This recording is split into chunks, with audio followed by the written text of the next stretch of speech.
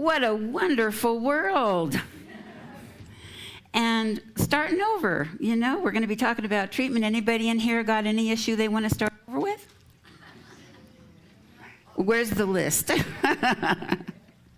Okay, we're in agreement on that. So I'm really tickled to be back with you. It's a pleasure for me. And what you see here soon is an image of the founder of Science of Mind, Ernest Holmes. And this is on the cover of the book In His Company, Ernest Holmes Remembered, by Marilyn Leo. And has anyone read the book? You haven't done it in classes or something? It's so good. And I want to mention another one now. I wound up not quoting stuff from it today, but it's also really good if you want to learn about the man behind the movement. And that's open at the top. And that is a phrase that was oft used by Ernest Holmes because he addressed the philosophy as well as our mental attitudes and thoughts as we go through life, that it was a wise idea to stay open at the top and to be open to the revelations of science and of spiritual discovery and everything as it evolved. And the only thing is, he said, with that comes responsibility. So you do his thing was pay attention and ask the question that ultimately says, is this in line with my truth? Is this in line with truth, the way I know it and the way I practice it? But they're both wonderful books. I was going to bring one up, but I left it back in the office. But they're also not very big, which is good for me. I remember the first time I saw the Science of Mind text 40 years ago, I went, oh my God, how will I ever get through that? But that's when classes come in handy, and I've read it so many times now with teaching and everything. I love it. So what I'd like to do is mention that Marilyn Leo, the author of this compilation, she spent her childhood as next-door neighbors to Ernest and Hazel Holmes. Her father was Reginald Armour, and he was a young man who was in the Boy Scouts in the greater Los Angeles area. I think technically it was Venice Beach, but he was a teenager.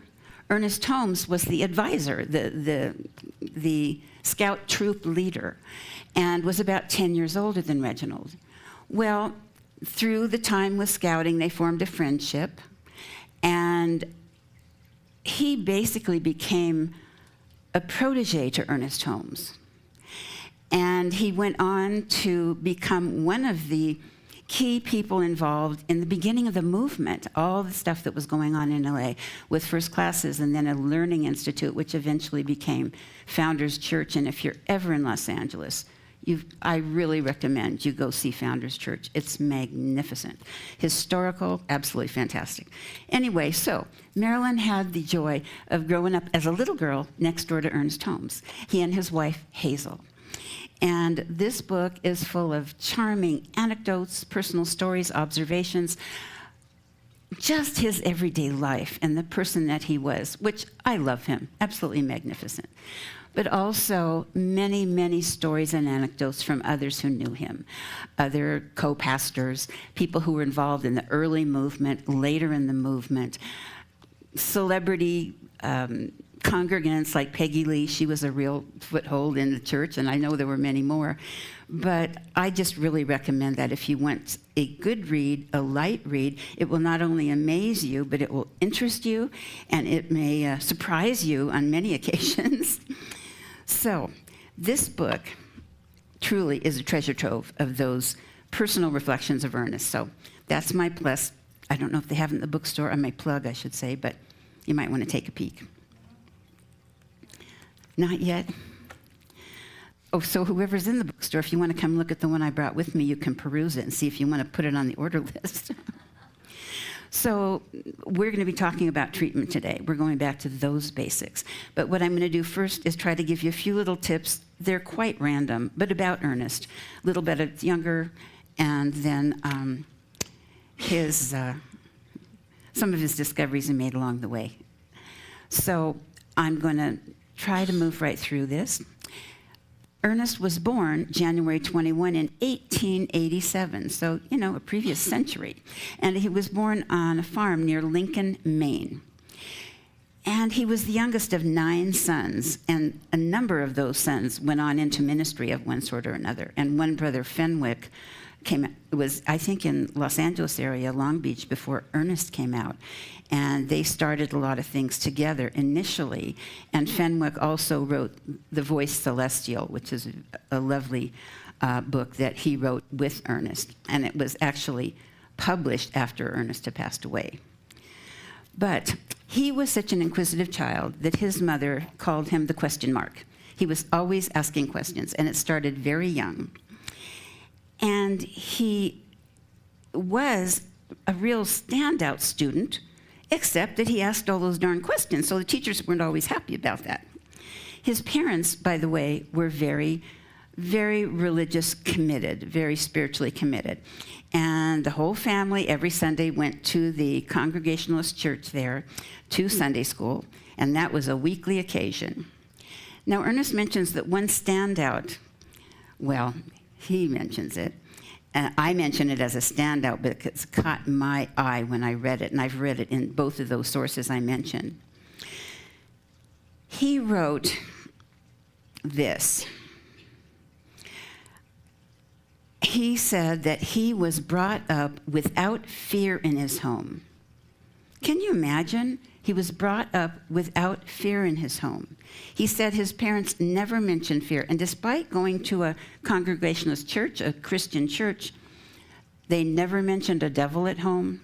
They never mentioned a place you might go if you didn't do everything just perfectly. And so he says, quote, "I have never known what this kind of fear is that I hear people talk about. If I could have been scared of hell at one time and thought there was a devil and believed maybe we were all on our way to this place, I would know how the people feel who have this terrible fear. But I don't. To me, it is more like insanity." So I don't know how many of you still believe in hell. We have a whole different attitude about hell, error thinking about, heaven or hell is right here on earth. How's our life going along? Are we in heaven? Are we loving people? Are we feeling love? Are we sharing, serving? Are we enjoying and in gratitude for the beauty that's around us every day? Or are we in a hellish existence where nothing is right, everything's bad, everybody hates me, I kind of hate them too? Heaven or hell, we believe, is the consciousness and the experience that you're living in every single day. It doesn't wait for you at the end of life. It's with us every single day. I want to add this, he did put one encouraging note after he mentioned to me it was insanity. He says, "However we arrive, we must come to a place where our confidence and our trust is greater than any fear that assaults us." So I think it was a little, he always tries to nod with compassion to anyone who believes what they believe, because they are where they need to be right now, just like we are. And everybody's growing, and sometimes it's a very straight road. I don't know how many of you have had a real straight road to where you are right now. Hands? Okay, and mine's not up either. So I thought that was a little bit encouraging about, just encouraging us to get the strength to that place where our confidence and our trust are greater than any bit of trouble or fear that would want to assault us. So you can see his position on life. As a child, that advantage of never having to think about fear. He just quit school at 15, and he went to work because he said he didn't like people telling him what to do, and he didn't like people telling him what to study. He was a very studious child. He read voraciously, but he liked picking out his own material. So he went out and worked hard for a couple of years, came back at 17, went back to school. And I read it was only a few months, because then he really knew he was no fan of school. He said, in fact, "I rebelled against authority and didn't want to be taken care of, so I went to work as a kid." Yeah, he did that. But then comes down, and when he quit school the second time, he said, I didn't go to school because I didn't like it. I hated it. He's very real. And he read ancient Greek philosophy. He read philosophers. He read historical accounts, global religions and spirituality, scientific publications. He was really into everything. And I was reminded when I read this that people were surprised to realize that he didn't have a great library filled with lots of books. But I didn't ever see this mentioned, but it seems to me he had sort of photographic memory. And he said he would read them, and as soon as he'd completed it, whatever was there that spoke to him, he would take it in, and he would pass the book along for someone else. And I think of all the books I have that I highlight and trying to remember something in there. So he also, in his reading, continued. And in the meantime, wound up in Boston. And when he was 20 years old, he read the essays of Ralph Waldo Emerson. And particularly the one on self-reliance, he said, rang a bell in him. All I could think was there was more to a person than he realizes that is beyond ordinary experience. And I thought that whatever was going to happen to me would be due to something that was already within me. And he knew he was on the right track.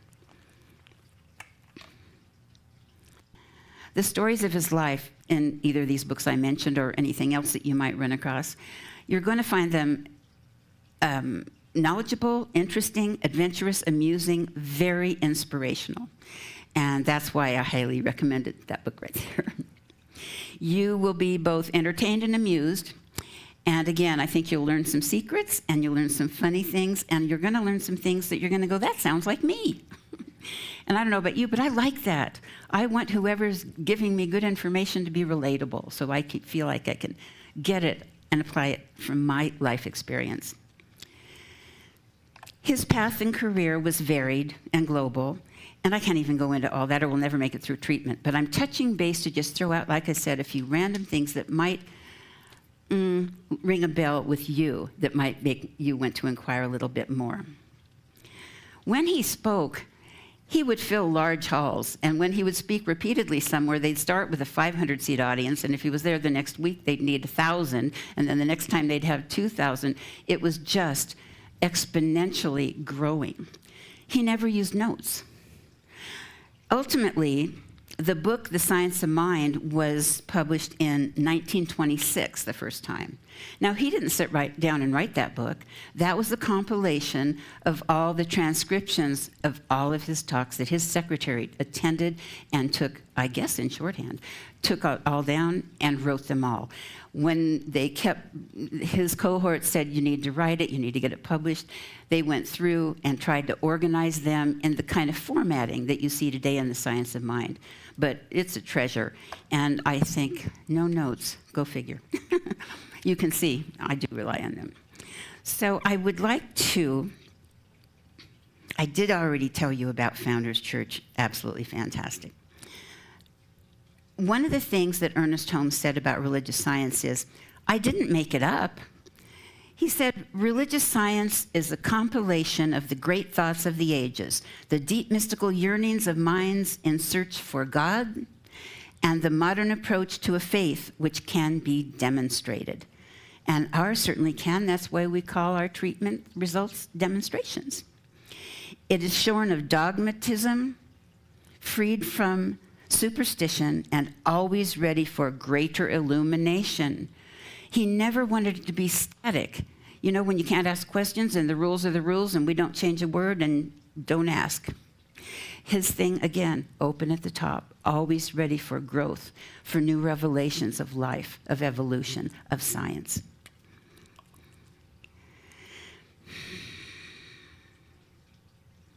I told you when he got the book out, and through the years continued growing this phenomenal organization, the Centers for, which are now the Centers for Spiritual Living, teaching religious science and the science of mind. He had a wonderful wife, Hazel, who was his helpmate. They were inseparable and passionately in love. and very involved in community, very involved in not just the church community, but the living community, the greater community as well. Hazel passed away on May 21st, 57. Founders Church, the big base one, was dedicated on January 3rd, 1960. Ernest Holmes passed away on April 7th, 1960. And most who knew him said that he never really got over losing Hazel when she passed. And it was just like the light I read that it was like the light had gone from his eyes. But we certainly know that his legacy and his legend has continued tremendously. Now, I'm going to ask, because I see a lot of new faces as well as the ones that I'm recognizing and know, who has taken some classes, not necessarily here or anywhere? Have you taken Science of Mind 1 or 2 or 3 or classes? Yes? So great, that's fabulous.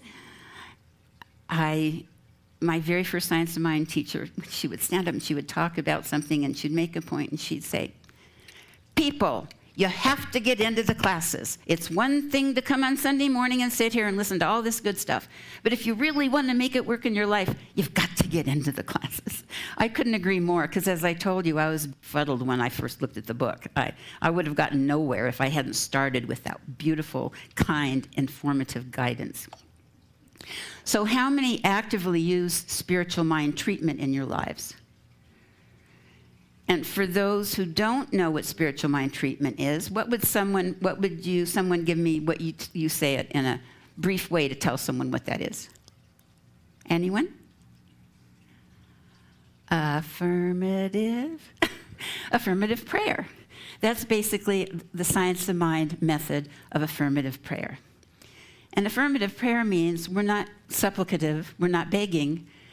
I spent most of my life what I call in my self-revelation the let's make a deal prayer. Oh God, I promise, if you'll just do this for me, I'll do that. And that started from when I was a kid. I had what I think was the great benefit of not having to go to any particular church. Had a lot of freedom. My parents worked a lot. I could visit friends at church. But in later years, I was really glad that I was freed the time it would take to undo the dogma. And in some cases, in some people's life, the pain and suffering and trauma.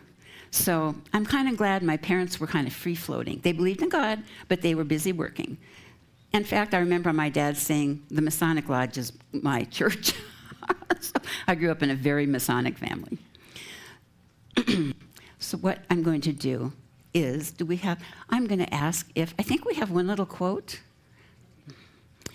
We should believe that God is the invisible partner in our lives and affirm that divine love goes before us and prepares the way. And that's really what we're planning and affirming when we do spiritual mind treatment. And we'll take a look at the 5 steps of spiritual mind treatment. So let's see here. Recognition is the first one. That is basically saying God is. I recognize there's one infinite power in the universe working in and through me. I do recognize that, and I'm happy about that. Second step, unification. I am.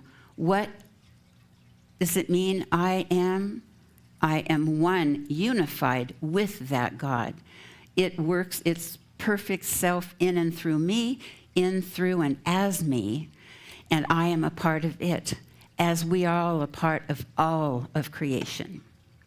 Realization. Some people call this affirmation. There are other words for that, but realization is stating your desired good.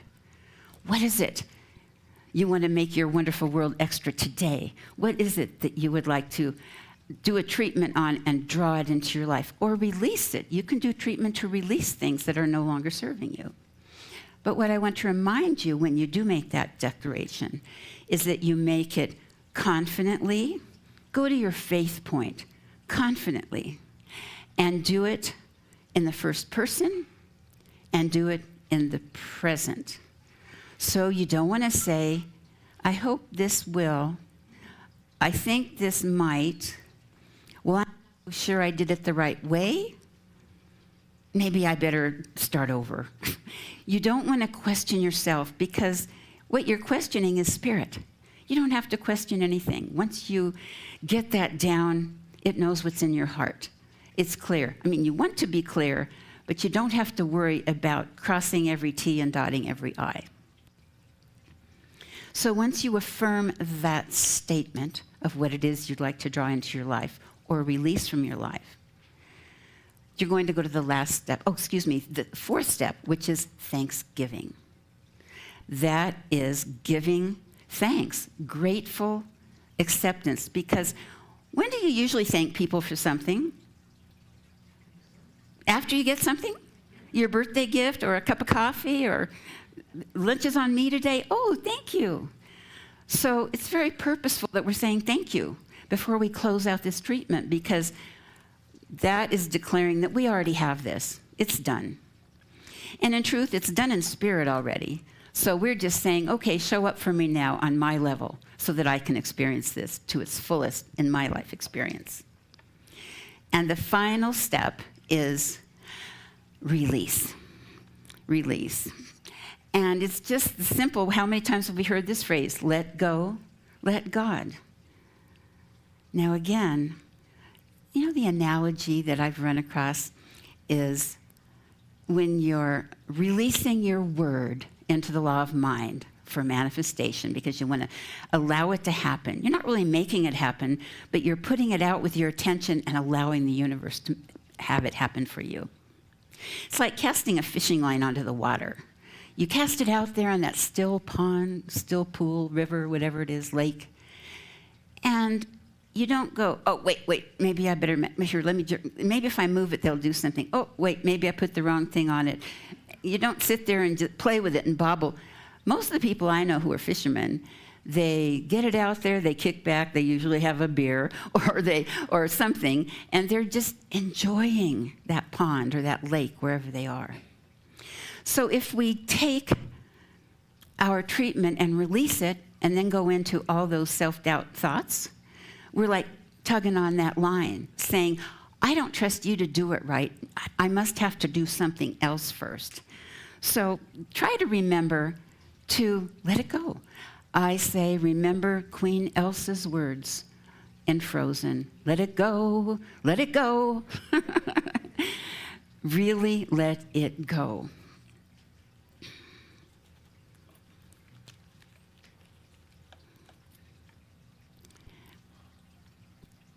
Gosh, I'm on time. Clay's going to love me.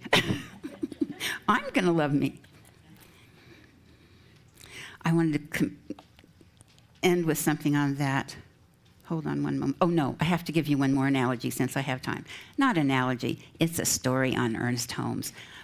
There are two particular ones, but they're kind of longish, and I can share them both, but I didn't even bring notes on it. But when he was the scout leader, he had his troop. He took a good number of Boy Scouts up to Lake Arrowhead, and they had a camp out and did great things. It was a weekend thing. And he was scheduled to speak, I think, in the Hollywood church Sunday morning. Well, of course, they got something, went a little bit awry here and a little misstep here, and that we're late getting out and heading down the hill. So the service had actually begun, and people were nudging themselves and going, where's Dr. Holmes? Where's Dr. Holmes? And before it got to the point of bringing him up on stage, in he burst through the door in the back of a very large hall in his scout uniform, Bermuda shorts, and tennis shoes, right up there, and he delivered his talk.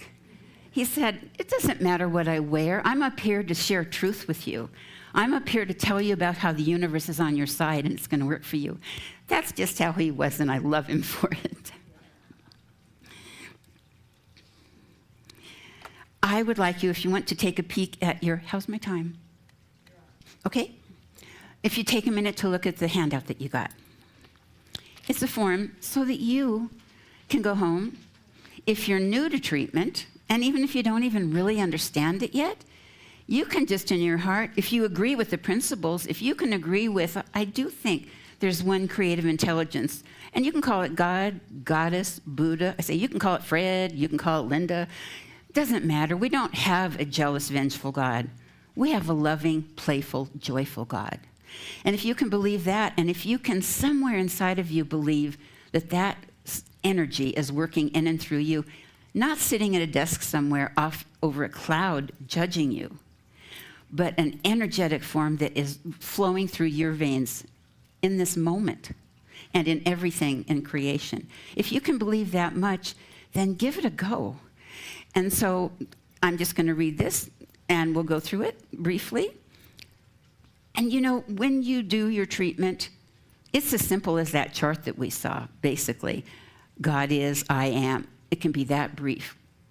As you get to know it a little bit, you'll choose your words. You may get very wordy and flowery because it feels so good. You're so excited. It's such good stuff. But this is what I did. I sort of went in the middle here. Recognition, there is one life. That life is God. That life is my life now. That life is an infinite power for good in the universe, and I can use it. Unification.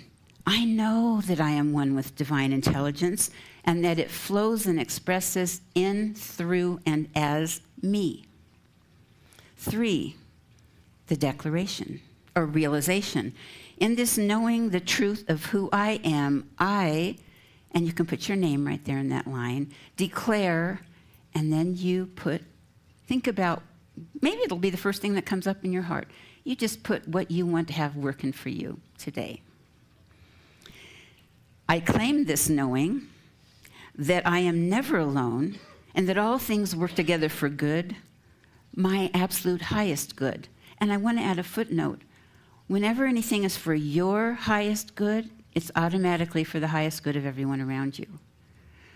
That's a hard pill for some people because they think, I make a change in my relationship. They hate me. I do this, I do that. They're never going to speak to me again.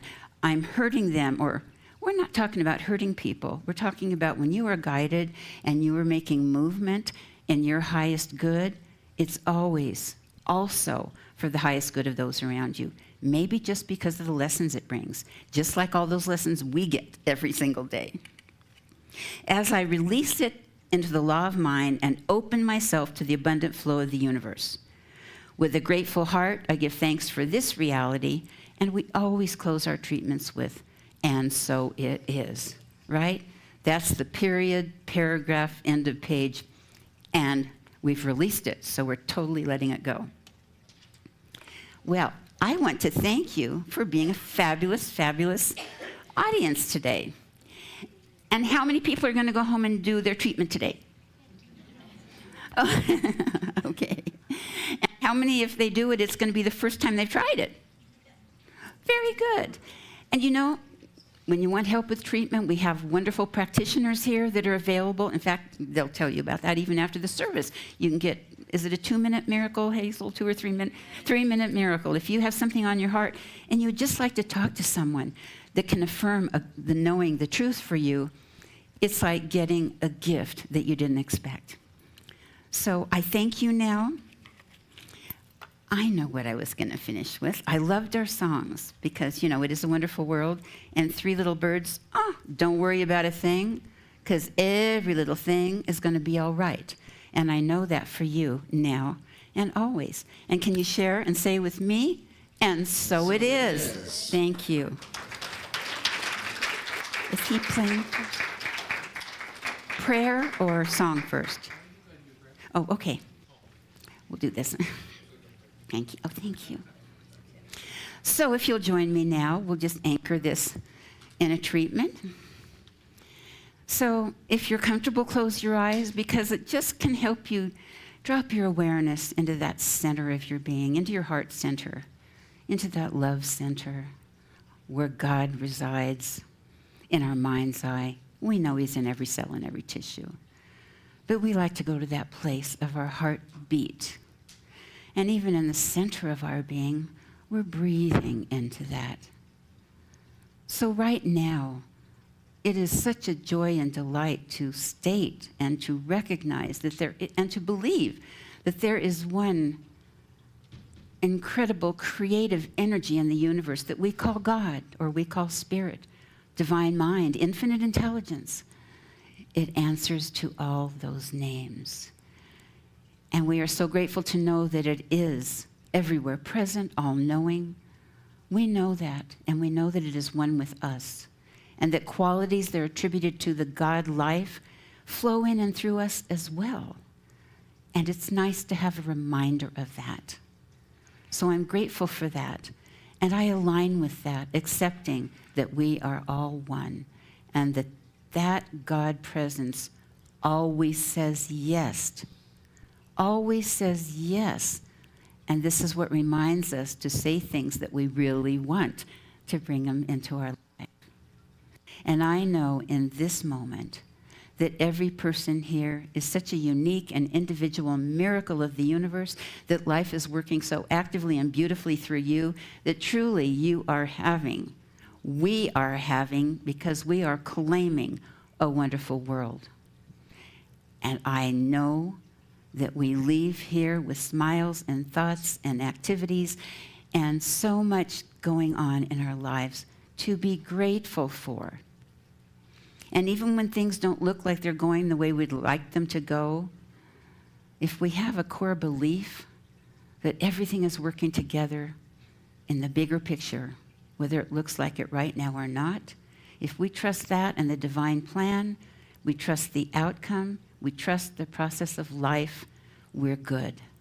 So I give thanks for this awareness. I give thanks for this wonderful world as I release these words into the universal law of mind, knowing they do their perfect work and return to us as they've been spoken and as we open our hearts and minds to accept these manifestations in their fullness. And if you'll join me, we'll close by saying, and so it is.